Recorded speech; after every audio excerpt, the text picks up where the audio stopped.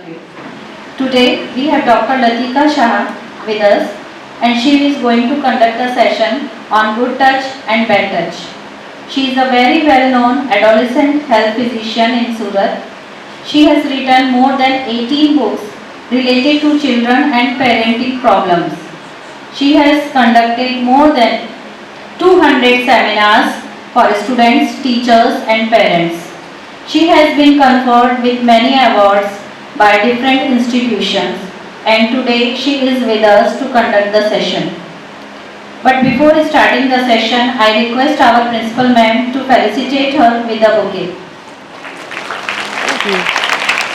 Sailesh bhai.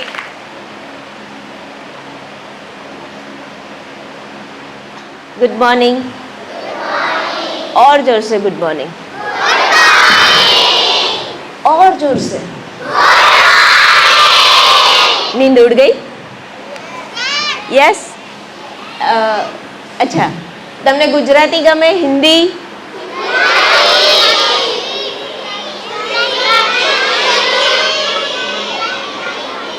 Hindi? Gujarati? Gujarati Hindi mix. Is it okay? Okay. આ દેખાય છે તમને?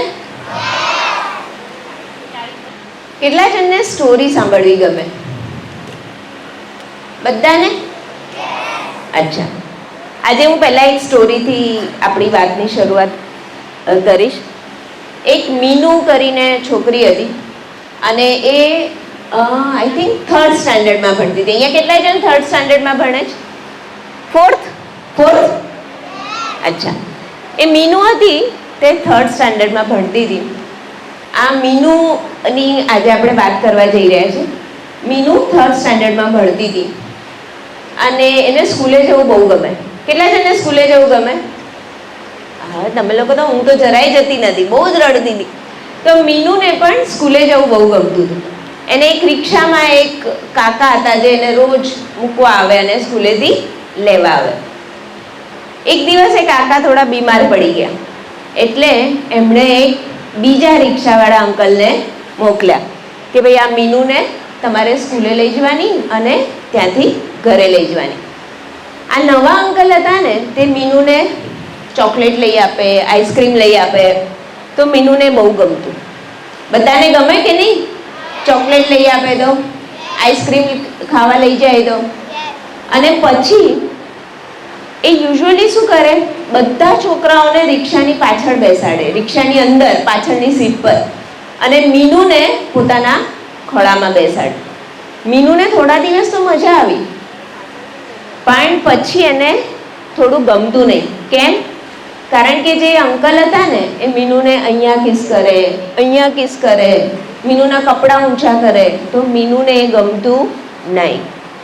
અને એટલે એ પછી ઉદાસ રહેવા માંડી. સ્કૂલમાં પણ જાય તો એક રૂમમાં બેસી રહે અને એને બહુ જ રડવું આવતું કે આ અંકલ મને આવું કેમ કરે છે. એણે એક દિવસ હિંમત કરીને એની મમ્મીને પણ કીધું કે આ અંકલ મને અહીંયા કિસ કરે છે, મને ગમતું નથી, અહીંયા કિસ કરે છે. તો એની મમ્મીએ કીધું કે અંકલ તને બહુ પ્રેમ કરે છે, તું અંકલ વિશે આવું કહે છે. એટલે પછી મીનુ પાછી ચૂપ થઈ ગઈ. પણ એક દિવસ એ અંકલે એને વધારે આવું બધું કર્યું, અહીંયા અડ્યા, પ્રાઇવેટ પાર્ટને અડ્યા, એના કપડાં કાઢી નાખ્યા. એટલે મીનુ ખૂબ રડવા માંડી અને સ્કૂલમાં જઈને એક બાજુ બેસી ગઈ. એટલે ટીચરે એને પૂછ્યું કે બેટા તને શું થયું છે, કેમ તું આવું રડે છે? અને ત્યારે મીનુએ બધું કહી દીધું કે આ જે મને રિક્ષાવાળા અંકલ છે એ મને આવું કરે છે. અને તરત જ જે ટીચર હતા એણે મીનુના પપ્પા મમ્મીને બોલાવ્યા. પછી પોલીસ ડિપાર્ટમેન્ટમાંથી પોલીસને બોલાવ્યા અને પછી આખી વાત કીધી.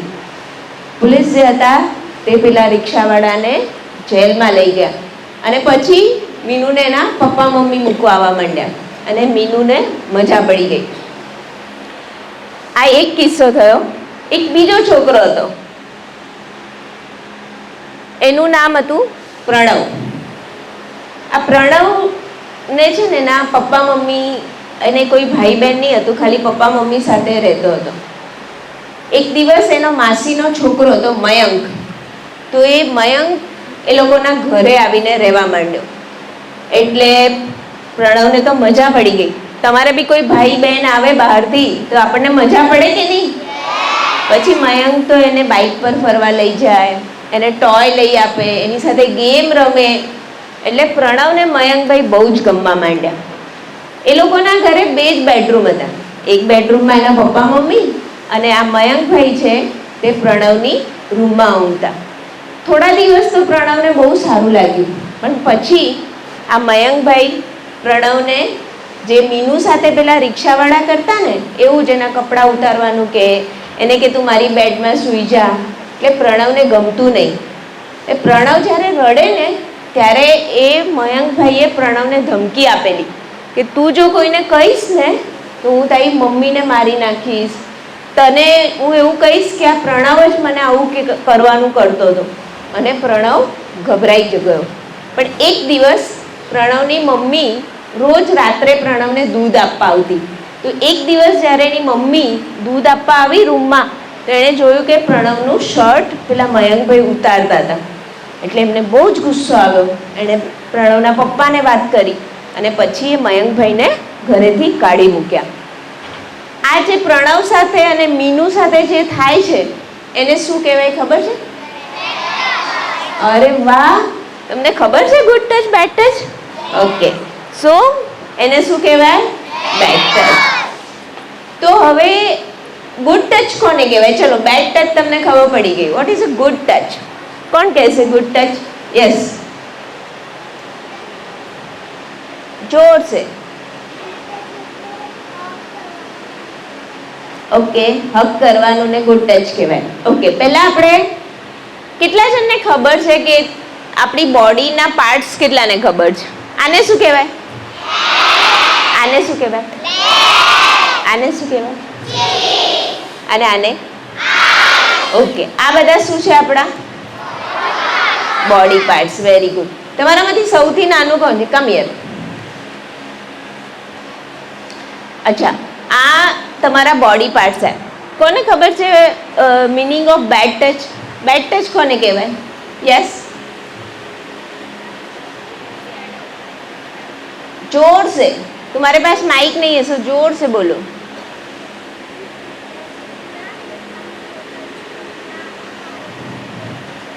शोल्डर को टच करना, पेट्स को टच करना. अच्छा, आपकी तुम्हें पता है તમારા બોડીમાં પ્રાઇવેટ પાર્ટ કયા છે? આપણે બધા એકદમ ઓકે.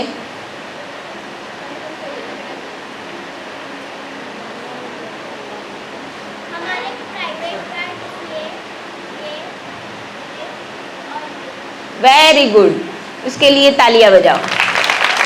સો તમને એ ખબર છે કે તમારા પ્રાઇવેટ પાર્ટ કયા છે? કયા કીધા એણે? એક છે હોઠ, છાતીનો ભાગ, 2 પગની વચ્ચેનો ભાગ અને પાછળનો ભાગ. આ તમારા શું છે? Private part. બરાબર. હવે ગુડ ટચ કોને કહેવાય? તમે હગ કરે અથવા તો તમારા માથે હાથ ફેરવે તો આ બધી વસ્તુ તમને યુ ફીલ ગુડ. તો એવા ટચને કેવો ટચ કહેવાય?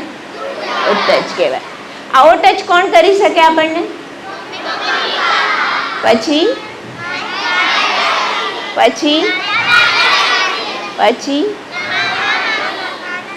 નાના નાની. ઓકે, હવે હું તમારા ત્યાં ગેસ્ટ આવેલી છું. ઓકે, તમે લોકોએ શું કીધું કે પપ્પા મમ્મી કે ટીચર્સ એ જ. પણ સપોઝ હું એને આ રીતે ટચ કરું છું, is it a good touch or bad touch? Okay, so તમને કોઈ ટચ કરે, યુ ફીલ ગુડ, તો એને કહેવાય ગુડ ટચ. અથવા તો હવે એને કહેવાય સેફ ટચ. ગુડ ટચ હવે નથી કહેતા, હવે શું કહેવાય? Safe touch. Safe means you are A safe. તમને કોઈ ટચ કરે છે, યુ ફીલ કે સેફ છે, તો then it is a safe touch. Okay, હવે બેડ ટચ અથવા તો અનસેફ ટચ કોને કહેવાય? તમારા પ્રાઇવેટ પાર્ટને કોઈ ટચ કરે તો એને કેવો કહેવાય? Bad touch. હમણાં કોઈએ કીધું કે અહીંયા ટચ કરે, નહીં.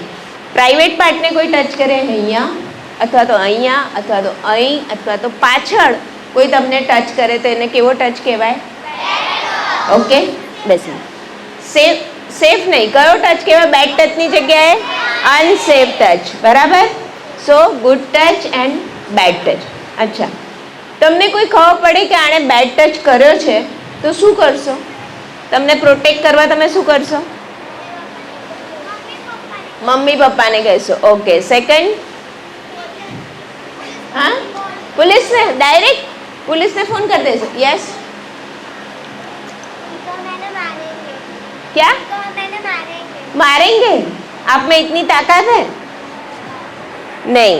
પહેલા કોઈ તમને ટચ કરે ના, યુ હેવ ટુ સે નો. શું કહેવાનું? જો તમને આ તમારા પાર્ટ્સ ખબર છે, બરાબર? તમને તમારા પ્રાઇવેટ પાર્ટ ખબર છે, બરાબર? Private part, lips, chest, part between two legs અને પાછળ, આ તમારા શું છે? Private part. પછી અચ્છા, તમારા પ્રાઇવેટ પાર્ટને કોણ ટચ કરી શકે?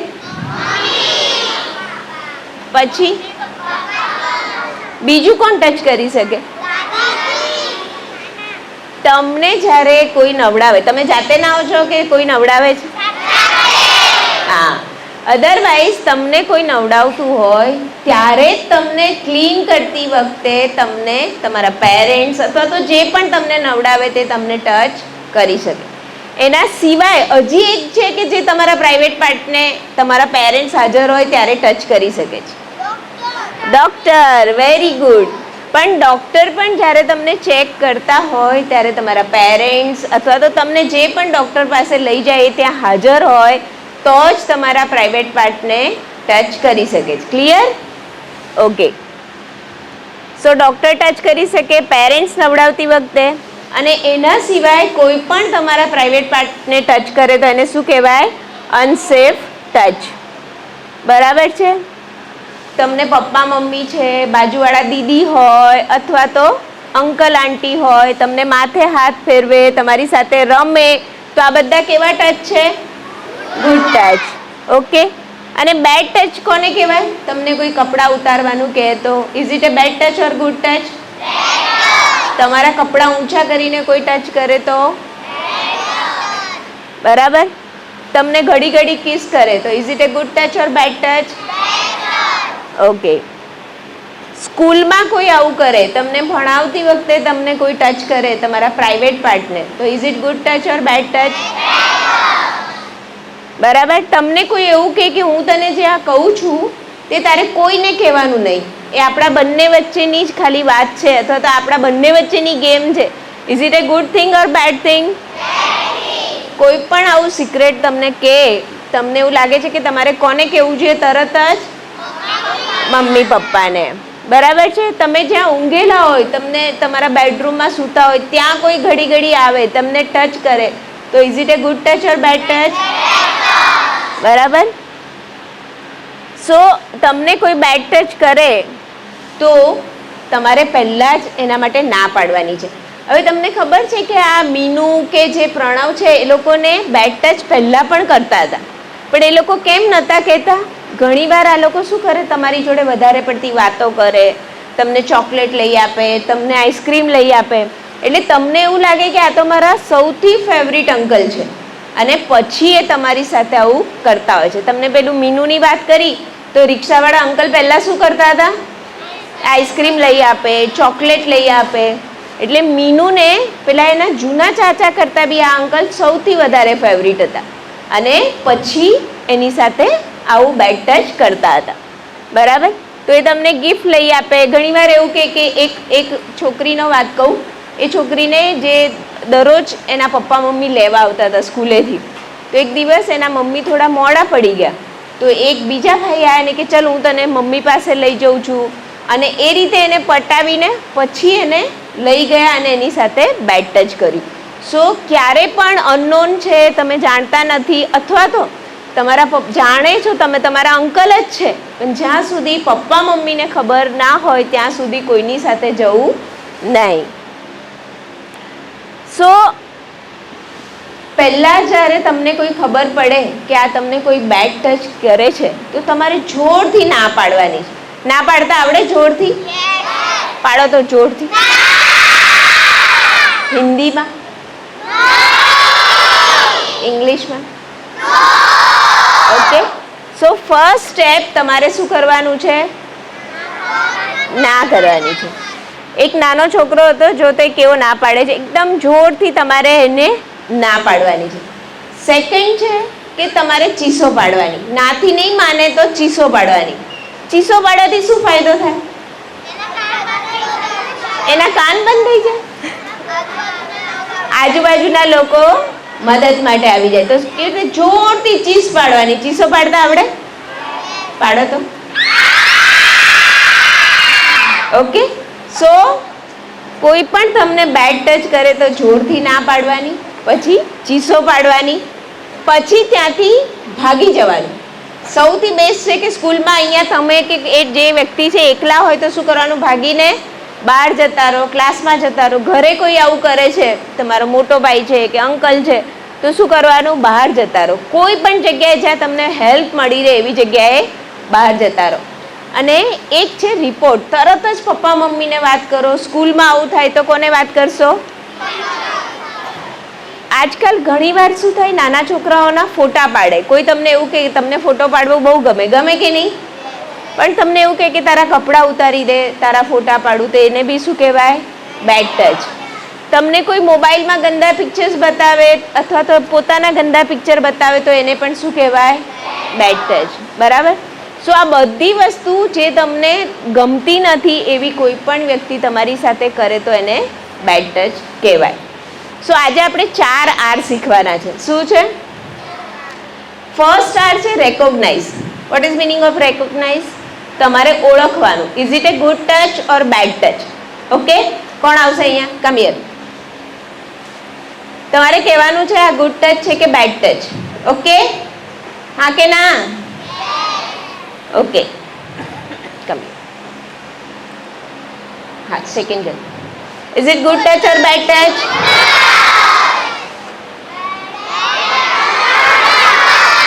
અરે ફર્સ્ટ આટલી હિંમત કરીને ઉપર આવી તો મેં આવું કર્યું, તો is it good touch or bad touch? Is it good touch or bad touch?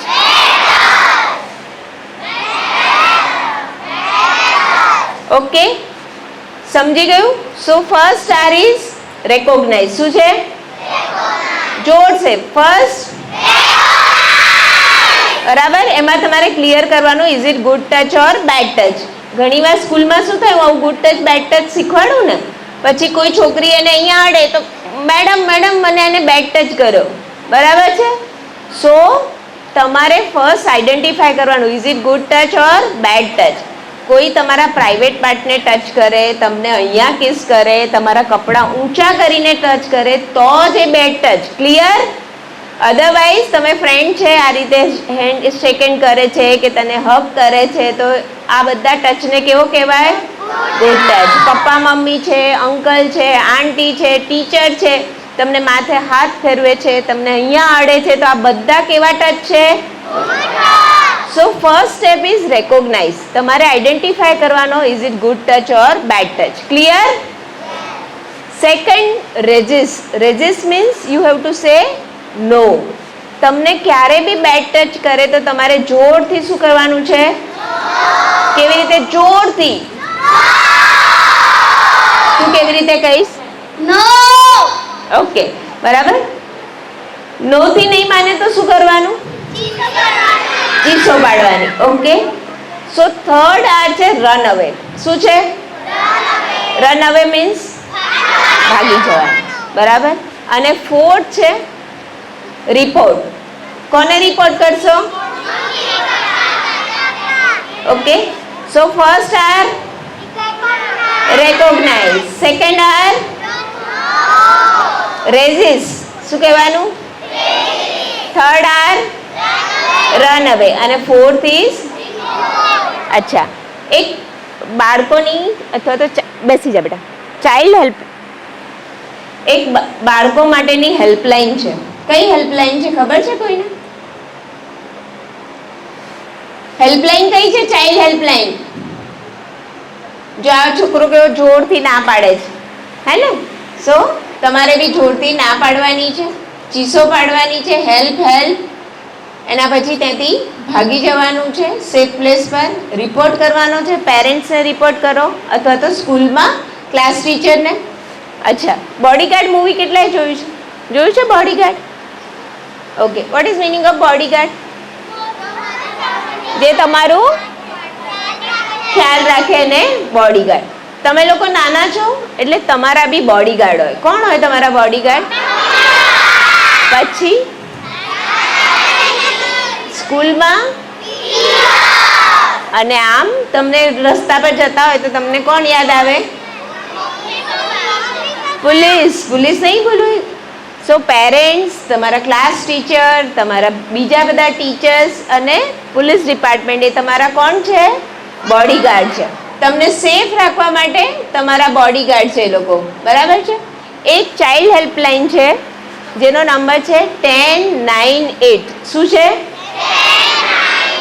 કોઈએ કીધું ને પોલીસને ફોન કરી દેવાનો, પણ તમે લોકો બચ્ચાઓ છે, તમારા માટે ગવર્મેન્ટ તરફથી, પોલીસ ડિપાર્ટમેન્ટ તરફથી એક હેલ્પલાઇન છે જે 24 અવર્સ 365 ડેઝ તમારા માટે છે. તમને એવું લાગે છે કે તમારા પપ્પા મમ્મીનો ફોન નથી લાગતો અથવા તો નંબર યાદ નથી, ટીચર અવેલેબલ નથી, તો ત્યારે તમે આ નંબર પર ફોન કરી શકો છો. શું છે નંબર? બરાબર છે? એ ચાઇલ્ડ હેલ્પલાઇન છે જ્યાંથી તમને 24 અવર્સ મદદ મળી રહે છે. સો 4 આર યાદ રહી ગયા? First is, second resist, second, third run અવે, ફોર્થ ઇઝ, અને બચ્ચાઓની હેલ્પલાઇન નંબર શું છે? બરાબર છે? યાદ રહેશે હવે? ગુડ ટચ બેડ ટચ ખબર પડી ગઈ? આજે જઈને કોઈ પણ ટચ કરે તો ટીચરને કમ્પ્લેન નહીં કરતા. You should know what is difference between good touch and bad touch. Okay? કોઈને કંઈ પૂછવું છે હવે?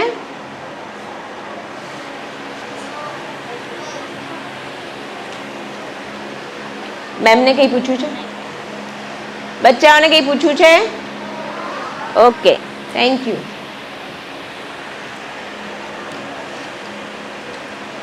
હવે થર્ડ સ્ટાન્ડર્ડના છે ને? ફોર્થ છે. અચ્છા. Thank you, ma'am. On behalf of principal ma'am and staff of Dr. PVT Primary Girls School, I take this opportunity to express our gratitude and sincere thanks to our Dr. Latika Shah for explaining us so nicely, and I hope all the girls will definitely get benefits from these sessions and become more careful. Thank you, ma'am, for today's session. Thank you. Thank you very much.